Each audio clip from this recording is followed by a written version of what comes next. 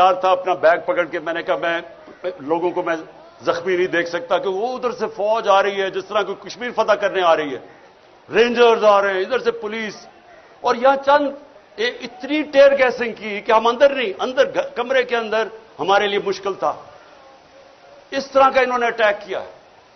اور وہ چند, میں آج ان کو سلام کرتا ہوں جس طرح وہ کھڑے ہوئے ہیں لڑکے. بس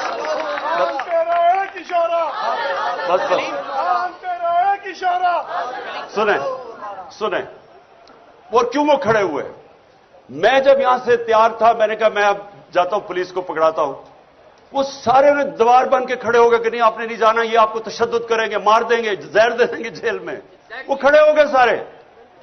اور جو وہ لڑے ہیں میں آپ کو بتاؤں, اتنی پولیس بندوقیں چلا رہے ہیں. وہ بیچاری سمابیا, وہ دیکھ رہے ہیں عورت آ رہی ہے, نشانہ لے کے اس کے اوپر وہ کارتوس چلاتا ہے. یعنی یہ کدھر ہوتا ہے ایسے؟ وہ کون سے ہم ظلم کر رہے تھے, کیا کر رہے تھے؟ پولیٹیکل لوگ ہیں, پاکستانی ہیں. آپ دیکھیں, یا تو وہ لگ رہا تھا فلسطین ہے اور یا لگ رہا تھا مقبوضہ کشمیر ہے.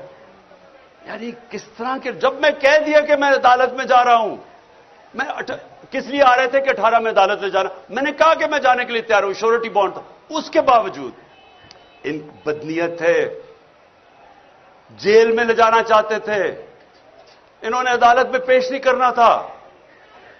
ان کا پلان, وہ لنڈن پلان یہ ہے کہ عمران خان کو, وہ جو بگوڑا بیٹھا ہوا ہے اتنا ڈرا ہوا ہے کہ پہلے عمران خان کو جیل میں ڈالو پھر میں آؤں گا.